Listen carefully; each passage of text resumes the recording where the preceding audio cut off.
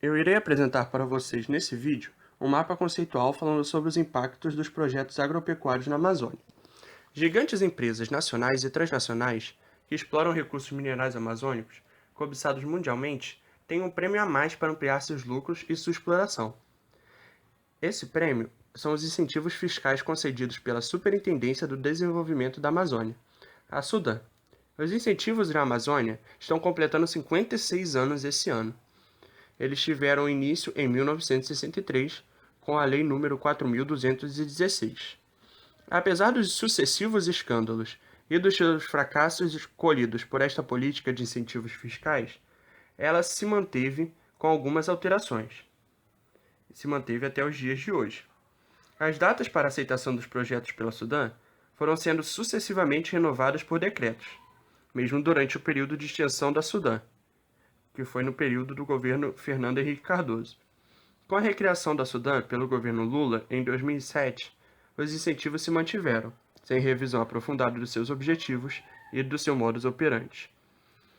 Em síntese, ao longo de distintos governos e projetos de desenvolvimento, os incentivos fiscais na Amazônia continuaram subsidiando investimentos de grande vulto em setores como energia, agronegócio e mineração. Não faltam exemplos de incoerência desta política nos dias de hoje, sem falar de seus equívocos históricos e dos seus impactos negativos acumulados durante muitos anos.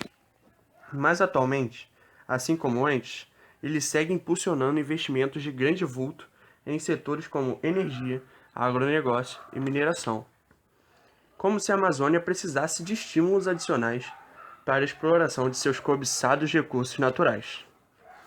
A grande expansão econômica tem provocado uma situação que leva a péssimos índices de IDH, alto grau de exportação de trabalhadores para trabalho escravo, péssima assistência à saúde e à educação, altos índices de violência urbana e rural, somente para citar algum desses problemas.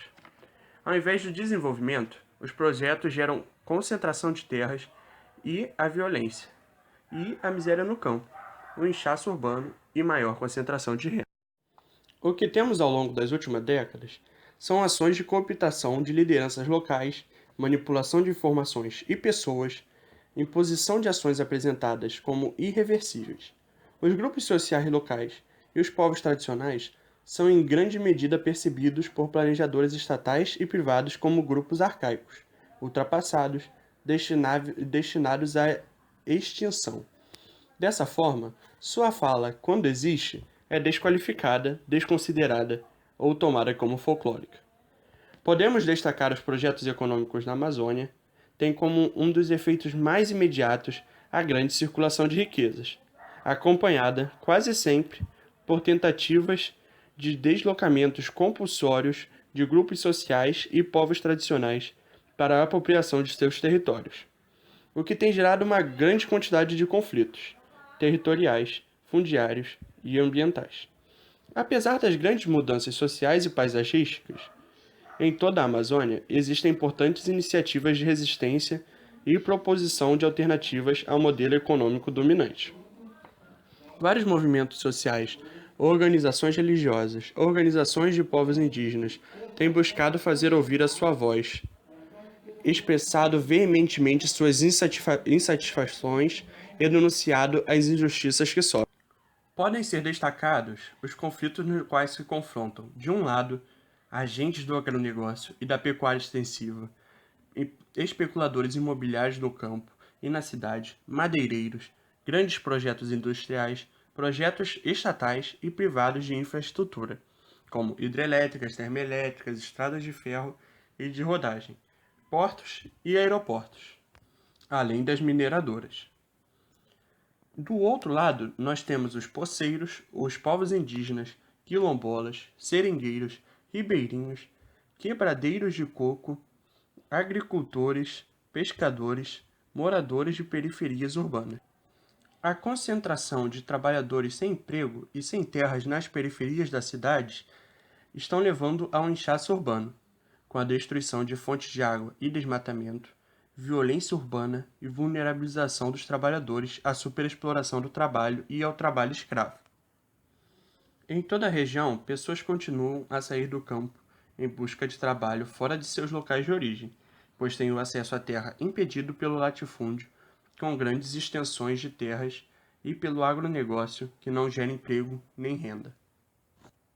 Assim, os conflitos socioambientais se configuram desde o início dos anos 1980 e continuam a surgir novos, à medida em que as características impactantes do modelo de desenvolvimento dominante permanecem, mesmo que discursivamente amenizadas, por exemplo, através da incorporação de noções como desenvolvimento sustentável, sustentabilidade, responsabilidade social e ambiental.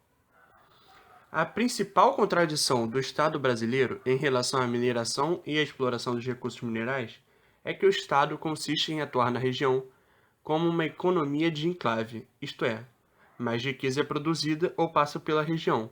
No entanto, a parte mais significativa dessa riqueza é apropriada por forças econômicas externas à região, multinacionais, grandes empresas nacionais e seus acionistas. Uma pequena parte fica para a elite política e econômica local. E para a população sobram migalhas quando sobram. Assim, a produção de muita riqueza gera também muita miséria.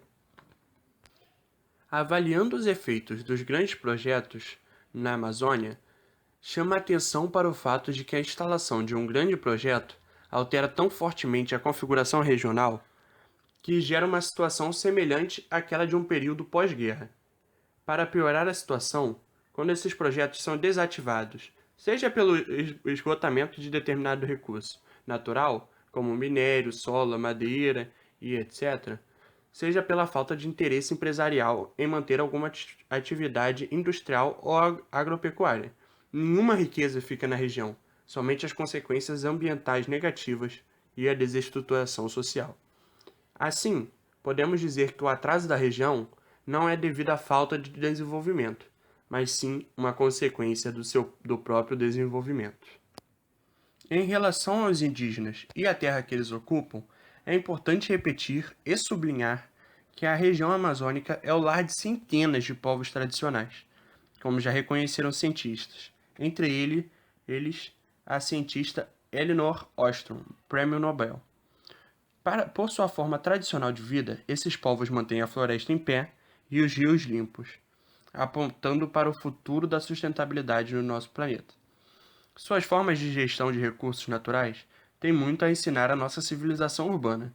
Os conhecimentos ancestrais que preservam e providenciam o equilíbrio, inclusive o climático do nosso planeta, beneficiando não somente o Brasil, mas todos os habitantes da Terra. Além dos conflitos, esses planos de desenvolvimento também geram desigualdade ambiental.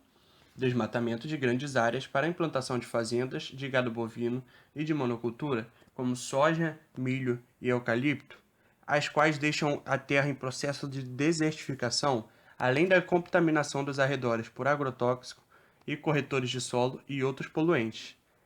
Também servem para esse desmatamento também é pela extração de madeira e para a produção de carvão vegetal.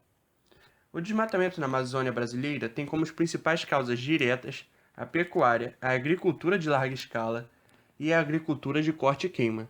Dessas causas, a expansão da pecuária bovina é a mais importante.